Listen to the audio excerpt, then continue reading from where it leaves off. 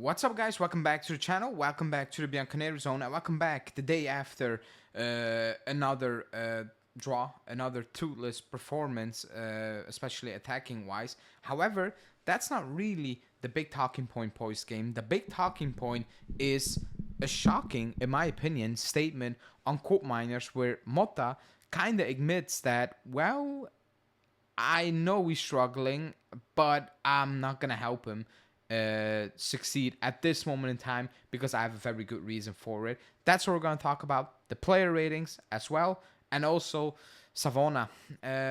Could he be out? Could he not be out? Well, according to reports, it's all good, but knowing Juve, he's probably out for a couple of games. So before we do that, as always, smash the like button, subscribe to the channel, hit that bell notification, and let's talk about that shocking, in my opinion, Koopmeiners statement from Thiago Motta.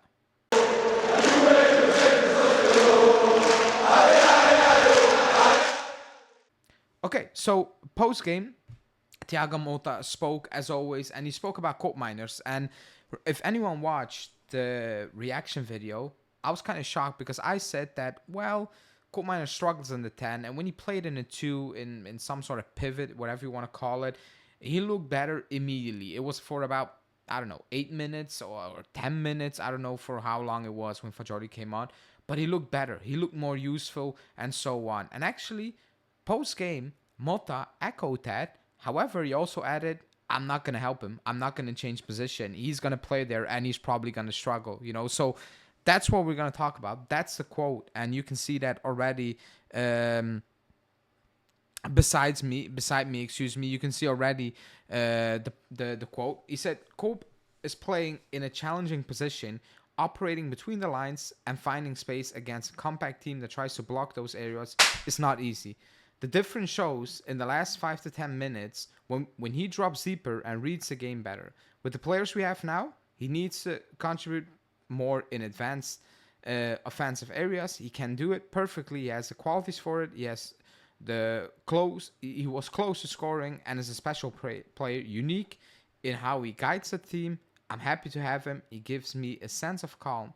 Sometimes I think about substituting him, but it's hard because he contributes so much on the field. So a lot to unpack there. The big thing for me, in my opinion, to unpack is that he admitted that as a number 10, he might believe in him, but he kind of said that, yeah, I know he's struggling because you can see that he played much, much better when he dropped in the pivot and played as a whatever, holding 8, whatever you want to call that crap at this moment in time. Not a 10. That's the point. He looks better. He looks more calm. Now, he also said that with the injuries we have right now, he's going to play there. The issue is he's not playing well there.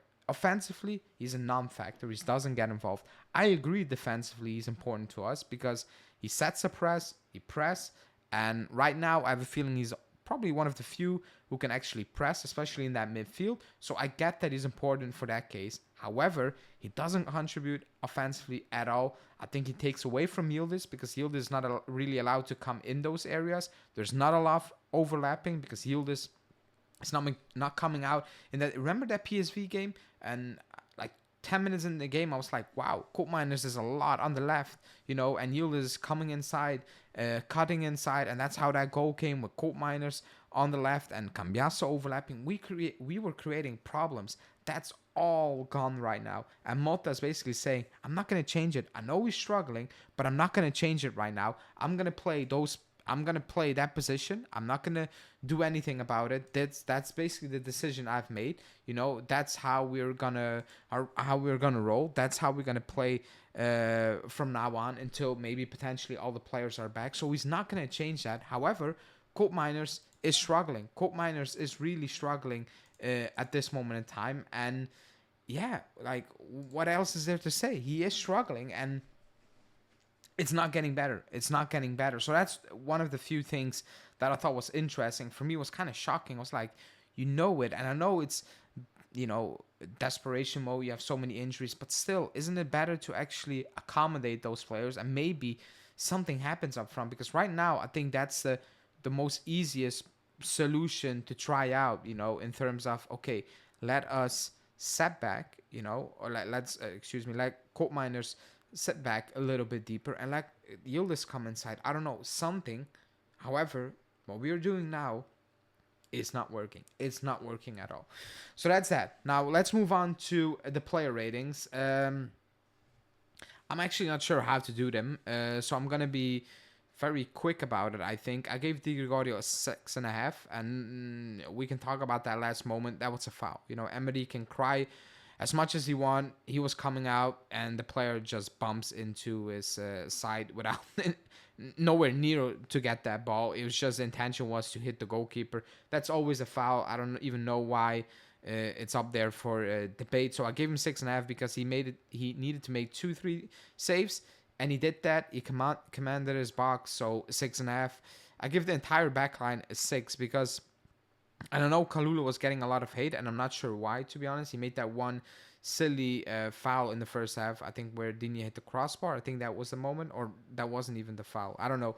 That was stupid. You know. Other than that, they would. I don't think they were in trouble at any moment in time. So they did what they had to do. You know. I don't think they gave up really anything besides that shot in the second half. And in the first half, but that was more of a set pieces thing, you know, where just the ball just dropped there and then that's it. But other than that, they did what they had to do. But for example, with Cambiasso, like I said earlier on, you know, I don't think the overlap with Yildiz was there at all, you know, and then it's, yeah, you have Cambiasso who's okay at defending, I guess, but like you want to have him bombing forward more often because he causes problems. I thought in the first half, that was more the case. In the second half, that really kind of died. But yeah, they didn't have a shocking game. They did what they had to do.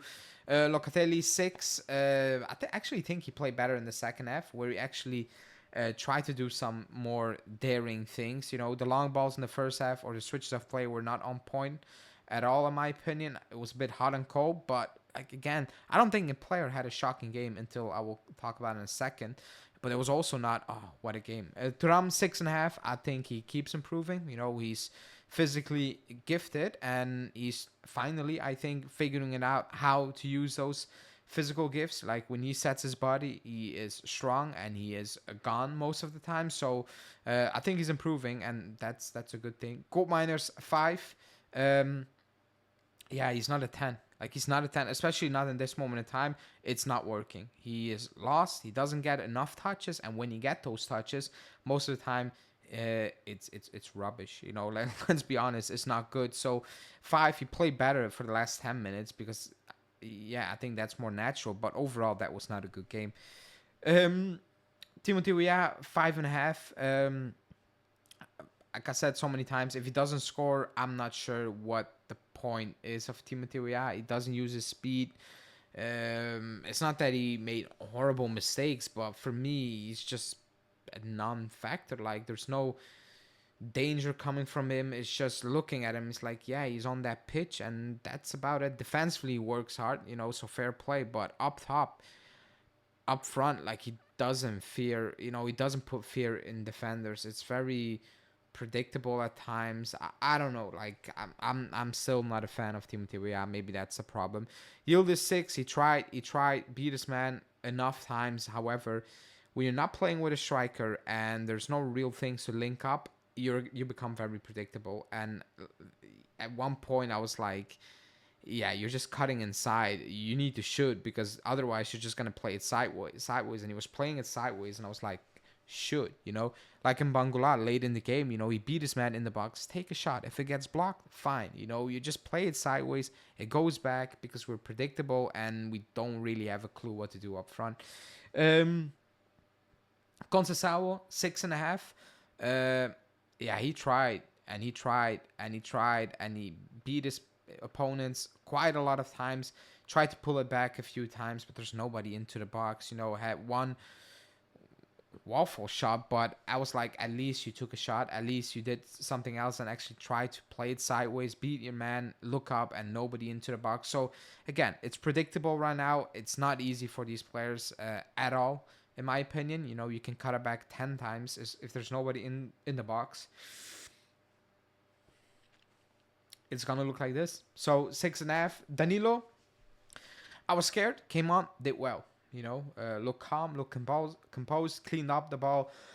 quite a few times, made some good clearances. So excuse me, 6. I thought he was okay. In Bangula, no score, and actually I shouldn't have given Fajoli a score, but oh boy, that was that was a very bad cameo when you came on. Lost the ball, cost, it was the reason we needed to give up a free kick and almost lost that game. So that was a horrible cameo from Fajoli. Like, I don't know what the situation is, but he is having a shocking moment in terms of like actually on the pitch, and that's not a lot, but especially off the pitch because he's not seeing the pitch, and might be a reason for it. We don't know, but that cameo, well, that's not gonna help you, is it? That was really poor. So 5. Thiago Motta 6. Maybe harsh. I want to make clear that I do believe in Motta. I do believe in what he's doing. I can see what he's trying to do, and it's a lot that he's trying to do, and a lot has been working. We keep the ball. We can play it between the lines. It's very structured and so on. However, it's very slow, and up front, we struggle. Now, I feel for him because he's missing player after player after player. There's no continuity. He has new players. He cannot use them, and now if they come back, it's like, okay, square one again because I never got a full team, and now I need to go back with Douglas Luiz and maybe Nico Gonzalez. Like, I feel for him. I do. Like, I'm not going to lie. I do feel for him. So I'll give him credit. I do believe in him. I think he's the right guy. I there's obvious issues with the squad. I get it. Profiles and whatever, and quality and injuries. I get it. But I do believe in him.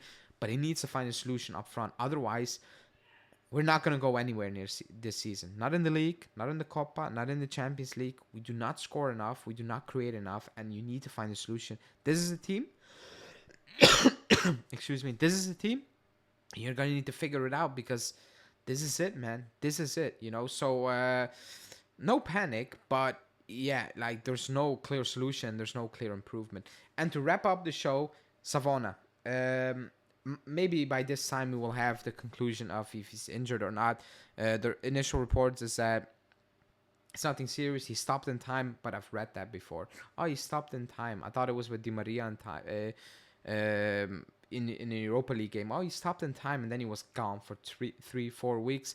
I fear that we're going to miss Savona for a couple of weeks, or a couple of games, depending on how you want to see it. And that's the situation, because I cannot trust Danilo. I don't trust Danilo. Will never trust Danilo. And yeah, man, like it keeps getting worse. Like at this moment in time, we have nobody left. It's actually ridiculous. Like, the players, okay, you can say, oh, it's good enough to win games, but they're playing 90 minutes week in, week out at this moment in time without being subbed, because the subs are not good enough, or the subs are not going to make a difference where it's like, okay, you guys need to play and you need to figure it out, but this is not okay. This is actually insane what's happening right now, and going away to Lecce, it's not a given. If you're missing even more players, like it's getting worse. Like it's really getting worse. Even if Vlahovic and so on are back, they're not going to start. They're not fit, So this is actually insane. And like Motta said in the presser, he doesn't want to focus on it, but you have to because somebody should be losing his job over this because this is not normal. This is not, and especially not how long it takes before these players are coming back, But let's see. Maybe Savona has nothing. These are the initial reports. Let me know in the comments what you think about that Koopmeiners comment, and why I think it's shocking. Maybe you agree, disagree. And also the player ratings. I don't think it was easy to do them because it was a meh game. But I gave it a go, so you can call me out in the comments. But yeah, that's it for me. Like the video, and I'll speak to you guys later tomorrow or tonight, depending. Ciao.